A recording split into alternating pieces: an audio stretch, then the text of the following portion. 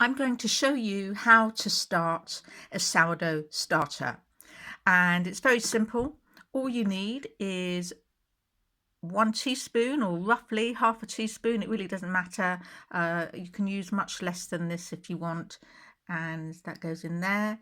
And then I'm going to use some warm water as well.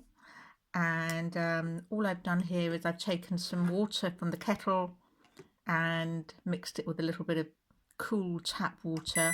So that's the temperature of the water at 28 degrees.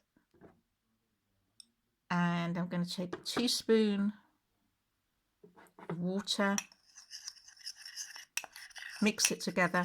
This is a white, strong organic flour, and it's from my local mill in Dorset. It's called Stoats flour. It's lovely, strong, white flour.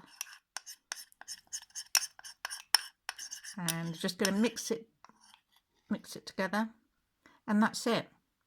This is my sourdough starter, and I'm going to put it into a jar.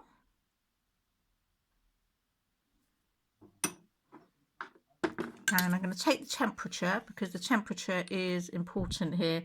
We actually want the temperature to be between 23 and 26 degrees Celsius. So that's a really nice temperature here. That's perfect. And that's it. I now have a sourdough culture, and I'm going to put this somewhere warm and come back again tomorrow and feed it.